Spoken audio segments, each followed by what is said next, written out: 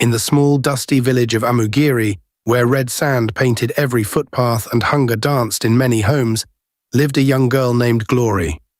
She was only 22, but her eyes held the weight of 100 lifetimes. Since her mother died 5 years ago, Glory had known no peace. Her father, Mr. Thomas, had changed. Once a kind farmer, now a cruel drunkard. And as if that wasn't enough, he married a wicked woman named Mrs. Grace, who hated Glory with everything in her. They made her cook, fetch firewood, sweep the compound, farm from dawn till dusk, and sleep without food. Everyone in the village pitied her, but no one dared to speak. Nobody wanted to face Mr. Thomas' madness. Then came Harrison, a young man from the city. His clothes were old, his shoes had holes, but his eyes were sharp. He had been working on Mr. Thomas's farm for 3 months, clearing bushes, planting cassava, carrying heavy loads from morning till evening. But after all the work, Mr. Thomas refused to pay him. "Next week, come tomorrow. I'll pay you when I sell something," he kept saying. But nothing ever came. One hot afternoon, Harrison came to the house, tired and angry. "Sir, please, I need my money today," he said. Mr. Thomas scratched his head and looked around. His eyes fell on Glory, who was sweeping the compound with a tired face. Then he laughed wickedly. "You want money?" he asked. "Yes, sir. I worked for 3 months. Please pay me," Harrison replied. "Well, take that girl instead," Mr. Thomas said, pointing at Glory. Harrison was confused. "Take who?" "My daughter. She's good for nothing. Let her go with you to the city. That is your payment." Glory's heart broke. She dropped the broom and looked at her father. "Daddy, please, no." "Shut up," he shouted. "You should be happy someone wants you." Mrs. Grace folded her arms and smiled. "Good, let her go. One less mouth to feed." Glory fell on her knees, begging, crying, shaking her head. But nobody cared. Nobody listened. Harrison looked at her. She was broken, but still very beautiful. Not just on the outside, but something in her spirit touched him. "She's beautiful," he said under his breath. "What did you say?" Mr. Thomas asked. "I'll take her," Harrison replied. Just like that, Glory's life changed. With tears in her eyes, she packed her clothes inside a black plastic bag. Nobody hugged her. Nobody prayed for her. Her little half-brother, Sam, stood behind the house, crying as he waved goodbye. And Glory followed Harrison to the city. The journey to the city was long and tiring. The bus passed through many towns, trees, and dusty roads. Glory sat close to the window, staring outside. She wasn't sure how to feel. She had just left the only home she knew, even though that home was full of pain. She had no idea where she was going or what would happen next, but deep inside her heart, she prayed silently. "Lord, please don't let this man be wicked like my father. Please give me peace. I'm tired." Harrison didn't say much during the journey. He just kept looking straight ahead, thinking deeply. Every now and then, he would glance at her and sigh. She looked so tired, so small, like someone who had carried too much pain on her shoulders. Finally, they reached the city. Everywhere looked different. Tall buildings, cars with shining lights, people walking fast, noise everywhere. Glory held her bag tightly, trying not to look confused. She had never been to the city before. They took a small tricycle to the end of a quiet street. Harrison paid the driver, then led her down a short path lined with flowers. Then he stopped in front of a big black gate. He knocked. A few seconds later, the gate opened slowly. Glory gasped. Her mouth opened, but no words came out. The compound was wide and clean. The main house was painted white and looked like something from a movie. Flowers were neatly planted by the walkway, and there was even a small fountain in the corner. They passed the main house and stopped at a small but neat building behind it. It had 1 bedroom, a sitting room, a small kitchen, and a bathroom. It was called the boys' quarters. "This is where I live," Harrison said with a smile. Glory looked around. The place was clean and peaceful. "I just got a job a few days ago as a security guard," he continued. "The owner of the house is very kind. She gave me this place to stay for free." Glory looked at him, surprised. "Really?" "Yes," he nodded. "She lives in the main house with her only son. She said I can stay here as long as I keep the compound safe." Glory looked at the small house again. It wasn't as big as the main building, but to her it felt like a palace. It had a roof that didn't leak, a door that locked, and a bed with clean sheets. It was far better than the mat she used to sleep on in the kitchen back home. She smiled faintly for the first time in a long time. "If this is God's purpose for me, then so be it," she said quietly. Harrison looked at her. "Are you okay with it?" She nodded. "Yes, I have peace. I've not felt this in a long time." 2 days after they arrived in the city, Glory woke up to the smell of something nice coming from the small kitchen. She opened her eyes slowly and looked around the room. The morning sun was gently shining through the window. It felt peaceful. She sat up and stretched her arms. For the first time in years, she had slept peacefully.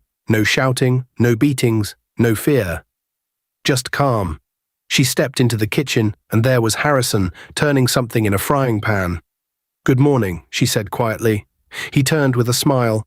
"Morning, Glory. I made breakfast. Hope you slept well." She nodded. "Yes, like a baby." They both laughed lightly. After breakfast, Harrison said, "Get dressed. I want you to meet someone." "Who?" Glory asked curiously. "You'll see. Just wear something simple and neat." She went back into the room and wore a soft gown Harrison had bought for her. She brushed her hair and came out, her heart beating fast. They walked out of the boys' quarters and followed a short path that led to the main house. When they got there, the tall black door opened and an elegant woman in her late 50s stood at the entrance. She had kind eyes and a calm presence. "Good morning, Ma," Harrison greeted. "Morning, Harrison. And who's this beautiful young lady?" "This is Glory, my wife," Harrison replied. Mrs. Walker looked at Glory with warm eyes. "So this is the wife you spoke about. She's lovely. Come inside, my dear." Glory stepped in carefully, her eyes wide. The living room was neat and shining. Everything looked expensive. Mrs. Walker held her hand gently. "You're welcome, Glory. I like you already. You have a sweet spirit. I'm happy Harrison brought you here." Glory smiled shyly. "Thank you, Ma. You can call me Mrs. Walker. Feel free, okay? This house is big enough for peace. If you need anything, let me know." "Okay, Ma," Glory replied.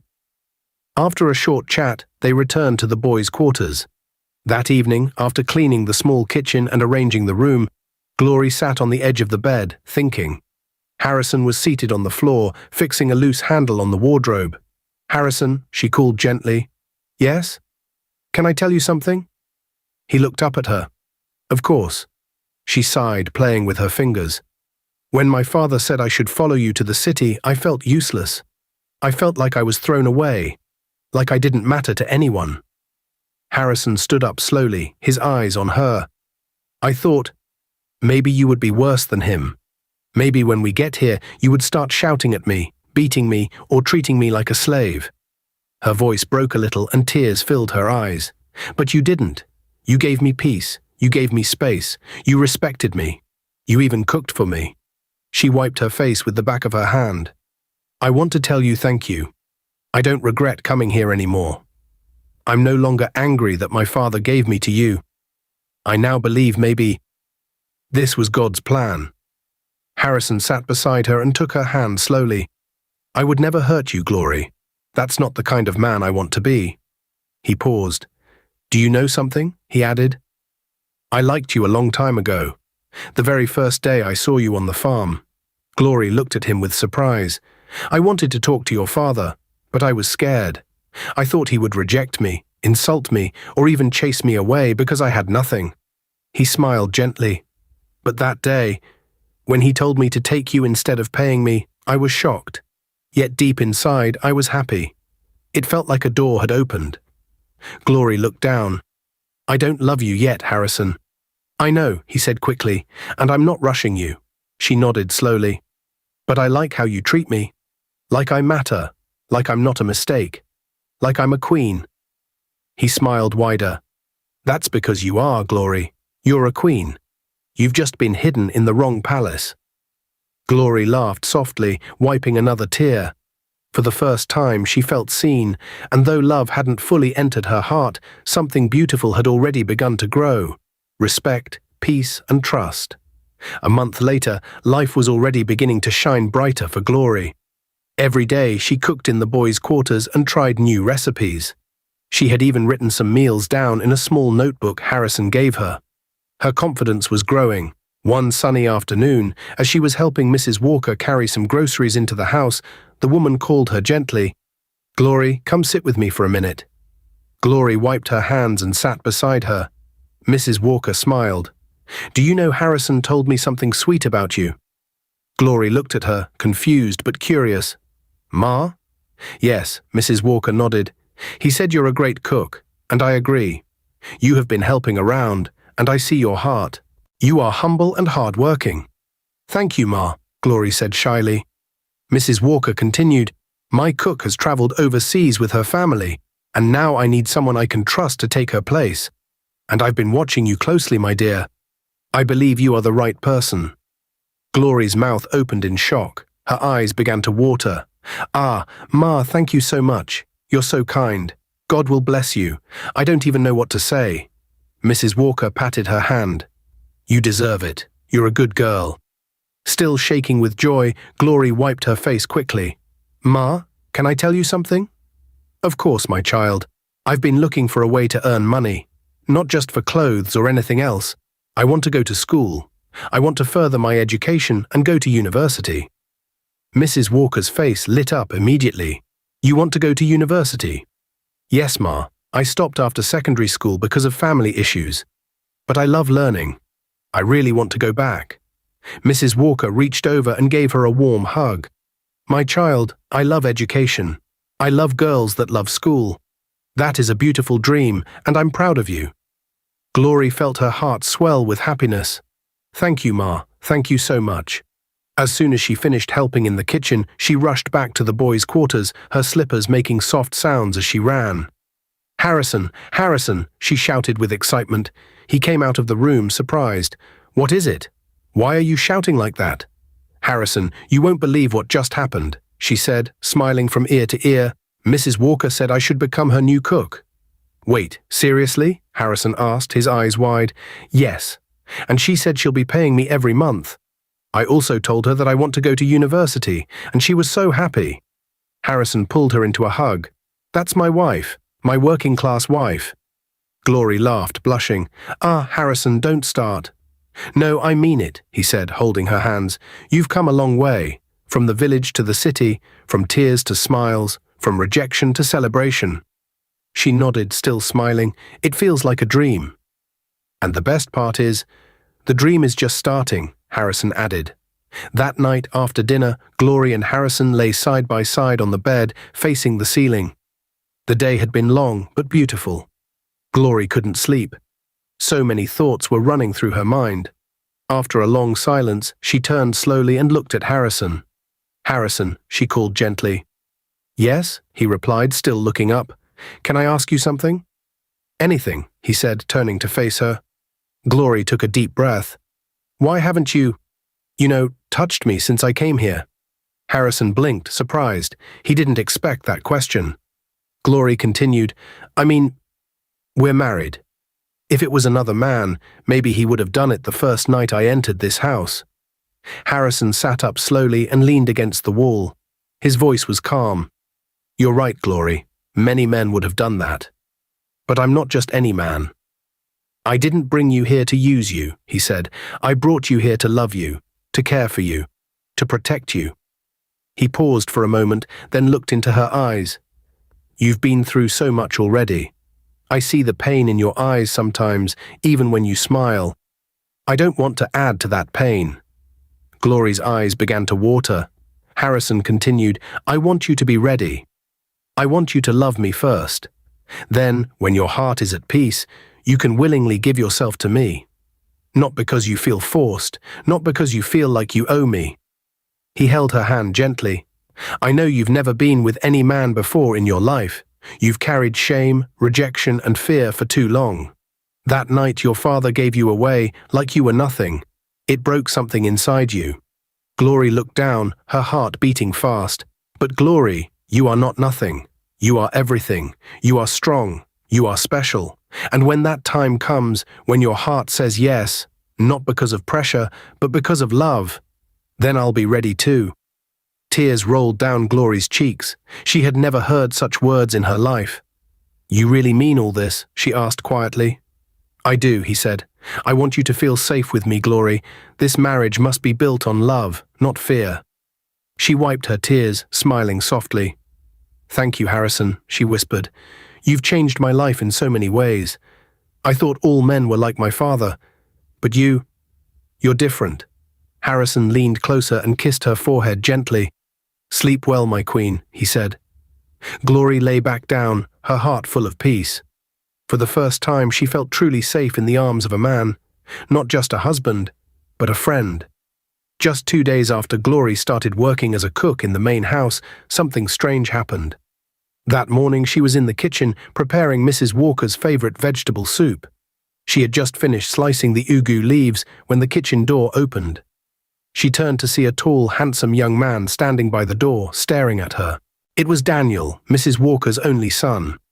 He looked shocked for a second, then smiled and said, "Damn, you are so beautiful." Glory stood still, surprised. "My mum told me about you," he continued, walking slowly into the kitchen. "She said you were smart, humble and beautiful, but honestly, I thought she was just capping. Until now." He placed his hand on the counter and looked at her from head to toe. "Wow, girl, you are so damn hot. I think God created you on a Sunday morning. He must have taken his sweet time with you." Glory felt uncomfortable. She looked down quickly and tried to focus on her cooking. "Good afternoon, sir," she said quietly, trying to ignore his words. Daniel laughed and waved his hand. "Come on, don't call me sir. I'm just a little boy, you know. You can call me Daniel." Glory shook her head. "No, sir, I can't. It's not proper." He smiled again. "You're so polite. I like that." She didn't reply. She just continued cooking in silence. After a few more minutes, Daniel left the kitchen, still smiling. When Glory finished her work that evening, she returned to the boys' quarters. Harrison was waiting for her outside, sitting on a wooden bench. "Welcome, my queen," he said cheerfully. "How was work today?" Glory sat beside him, her face a little worried. "Harrison, something happened today." He turned to her quickly. "What is it? Are you okay?" "Yes, I'm fine, but your boss's son, Daniel, came into the kitchen." "Okay," Harrison said, watching her closely. "He was saying things that made me uncomfortable. He told me I'm beautiful, that God created me on a Sunday morning, and that I should stop calling him sir and call him by name instead." Harrison frowned slightly, but then gave a small smile. "Ah, that Daniel. He's a funny guy. That's how he jokes." Glory didn't smile. "Harrison, I didn't like the way he was looking at me, like I'm something to eat." Harrison laughed softly and touched her hand. "It's okay, my beautiful wife. Don't let it bother you. Daniel is harmless. He just likes talking. He doesn't mean anything bad." Glory looked into Harrison's eyes. "Are you sure?" "I'm sure," he said gently. "But if he ever crosses the line, just tell me. I'll protect you always." She nodded slowly. "Okay, if you say so." He smiled and kissed her forehead. "You're safe with me, Glory, always." But deep inside, Glory still felt something wasn't right. There was something in Daniel's eyes that made her uncomfortable, something she couldn't explain. A few days later, Glory was in the kitchen again, preparing lunch. She didn't know that someone had been watching her from the corner. It was Daniel again. He entered the kitchen slowly and leaned against the door. "You know," he said with a smile, "there's something special about the way you cook." Glory turned and greeted him. "Good afternoon, sir." He ignored the greeting. "Glory, I've been thinking. I don't want to waste time. Let me go straight to the point." She paused and looked at him, wondering what he meant. Daniel walked closer, lowered his voice and said, "I like you. I mean it. You're beautiful, smart, and hardworking. And I'm not just saying it to flatter you. I want you to be my girl." Glory blinked in shock. "Sir?" He smiled. "Yes. Listen, I'll change your life. I'll send you to school. Not just any school. I'll sponsor you to study abroad if that's what you want. London, Canada, anywhere. I'll give you a new phone, clothes, money, everything you need. You'll never have to struggle again." Glory stood still, speechless. Daniel stepped even closer. "You're wasting your time with that poor security man." What is he doing for you? Nothing. I can tell my mum to sack him today or pay him off. Just say yes to me, my love, and your life will never be the same. Glory took a deep breath and stepped back slowly. With all due respect, sir, she said, her voice calm but firm, I am not interested. Daniel raised an eyebrow. What? I am focused on my marriage, my work, and my dream to go to school. I'm not going to throw that away for quick pleasure. He laughed loudly. Marriage? Don't tell me you're calling that thing with Harrison a marriage. You should be ashamed. At your age, you should be in school or dating someone like me, not a broke security guard. Glory held her ground, her voice steady. I am not ashamed. I'm proud of my husband. He treats me with respect and love. He doesn't have much now, but I know one day God will answer his prayers and make him a wealthy man. Daniel scoffed. You're dreaming, girl. I'd rather dream with a man who loves me than live a fake life with someone who only wants to use me, she replied boldly. He shook his head and laughed. You'll regret this. No, sir, she said. If standing by the man who stood by me is a mistake, then I'll gladly make it over and over again. Daniel stared at her for a moment, then turned and walked out of the kitchen, clearly not happy. Later that evening, Glory returned to the boys' quarters. Harrison noticed her silence. My queen, you're quiet today. Are you okay? He asked. She looked at him, tears quietly building in her eyes. Daniel came to me again. This time, he made big promises. School abroad, money, clothes, a new life. But only if I agree to be his girl. Harrison stood up slowly, his fists tightening. He said he can pay you off or tell your mother to sack you just to take me for himself, Glory added. Harrison's eyes darkened with anger, but he calmed down when he saw her face. What did you tell him? He asked gently. I told him no. I told him I am not interested. I told him I believe in you, in us. I know one day God will bless you. Harrison looked at her, touched beyond words. He pulled her close and held her tightly. Thank you, Glory. Thank you for standing by me. She smiled, wiping a tear from her cheek. You stood by me first. Now it's my turn. That night they prayed together before sleeping. The next day Glory woke up early, but her heart was heavy. She was tired of pretending, tired of smiling when deep down she was uncomfortable. Daniel's words kept ringing in her head. She had tried to ignore him. She had tried to keep it to herself. But now she had had enough. She walked straight to the main house and knocked gently on the door. Mrs. Walker opened the door, smiling as usual. Glory, my daughter. Good morning. Hope you slept well. Good morning, Ma, Glory said, looking down. Mrs. Walker noticed the change in her face and invited her in. What's wrong, Glory? You don't look like yourself. Glory took a deep breath. Ma, I came to talk to you. Please don't be angry. Mrs. Walker sat down slowly. Of course not, my dear. Talk to me. It's about your son, Daniel. Mrs. Walker looked surprised. Daniel? What about him? Glory's voice was calm but serious. He has been disturbing me, saying things that make me very uncomfortable, promising me money, telling me to leave my husband and be with him. He said he'll send me abroad and give me a better life if I agree. Mrs. Walker's mouth opened slightly in shock. He even said he'll pay Harrison off or get him sacked just so he can have me. Glory added, her voice shaking a little. Ma, I respect you. I respect this house. But I can't keep quiet anymore. Mrs. Walker sat back and folded her arms. After a long silence, she said softly, Glory, you're a beautiful and wise girl. You deserve a better life. Maybe my son just sees your potential. Maybe you should give him a chance. Glory's eyes widened. Ma. Mrs. Walker looked serious now. Look, I'm not saying you should leave your husband anyhow, but just think about it. We can give you everything you want, education, comfort, even your husband will benefit. We can pay him off to walk away. This is a good opportunity for you. Glory stood up slowly. Her hands began to shake, but her voice remained steady. With all due respect, Ma, I am not that kind of woman. Mrs. Walker was silent. I didn't come here to sell myself. I didn't marry Harrison because of money. I married him because when the world turned its back on me, he stood by me. When my own father gave me away like a bag of yam, he gave me dignity. Tears filled her eyes, but she didn't stop. "Ma, I'll rather quit this job than be with someone I don't love. I will never betray my husband.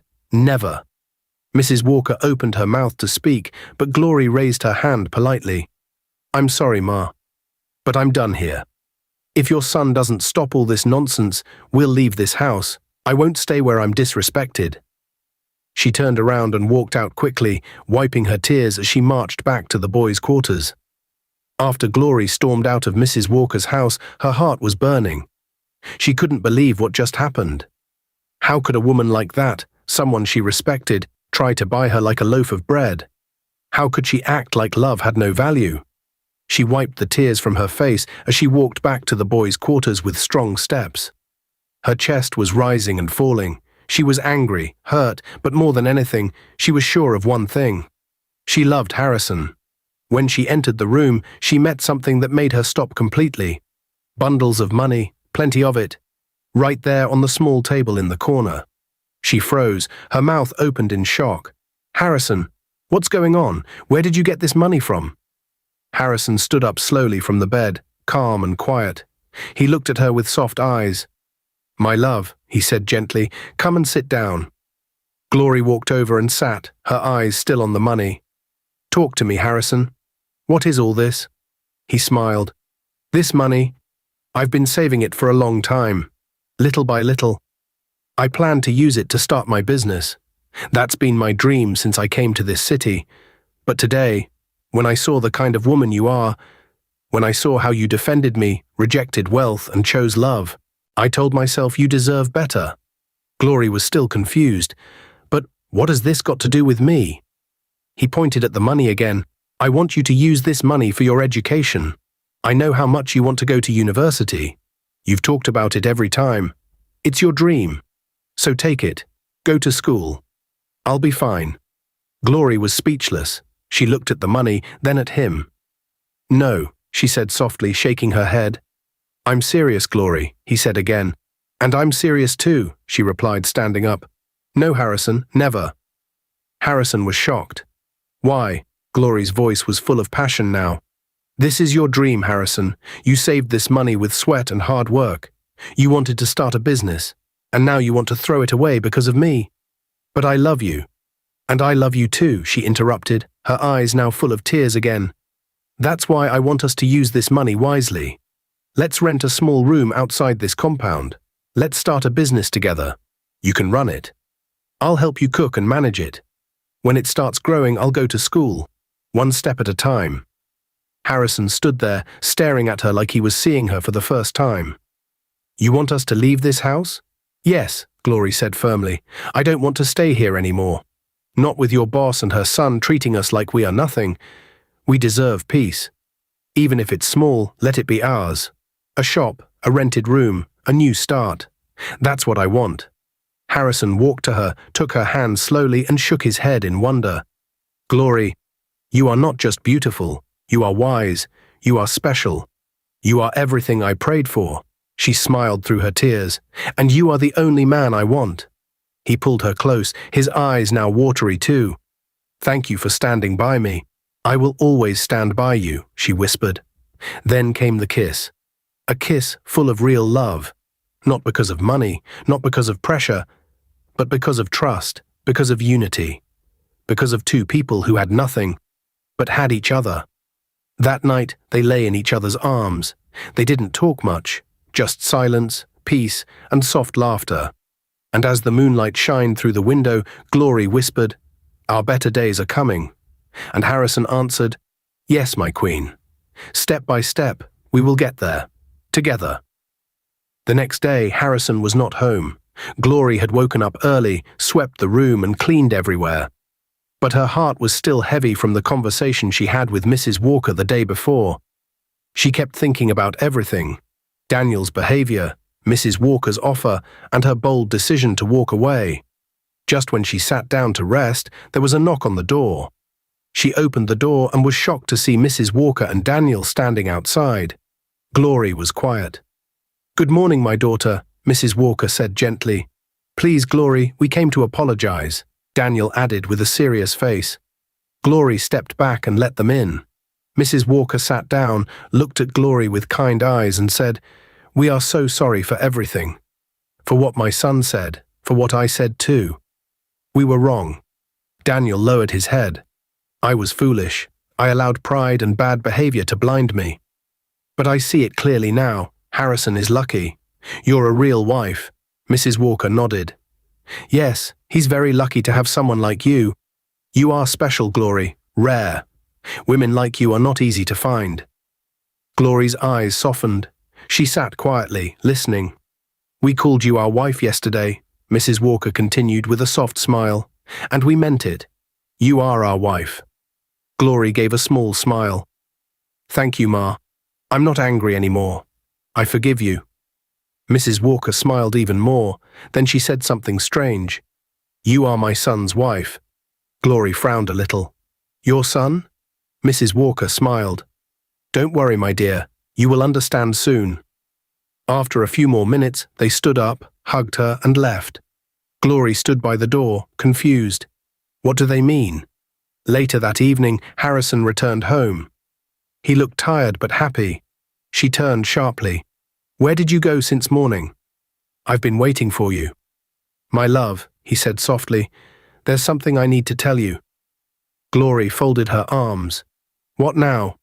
Harrison held her hands and looked straight into her eyes. "Glory." "I'm sorry." She raised her eyebrow. "Sorry for what?" He took a deep breath. "For lying to you." Glory's face changed. "Lying? About what?" He sat down and said gently, "Daniel is not just the landlady's son. He is my younger brother. And Mrs. Walker, she's not my boss. She is my mother."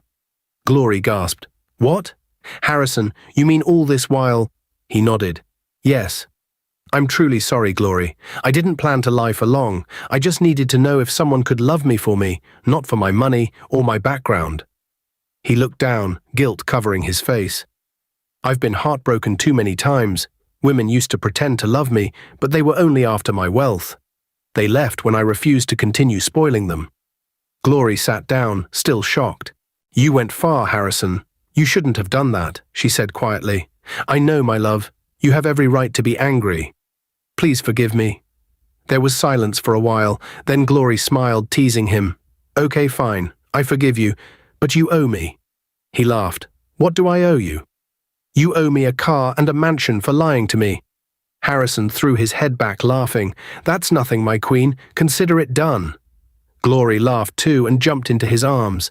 "I love you so much, Harrison," she whispered. "And I love you even more, Dr. Glory-to-be," he replied, hugging her tightly. They kissed deeply, full of love and relief. The truth was out. No more hiding, no more pretending. The news spread fast. Harrison, the poor security man, was actually a billionaire. When Glory's father heard the news, he almost choked on his palm wine. His eyes turned red with shock.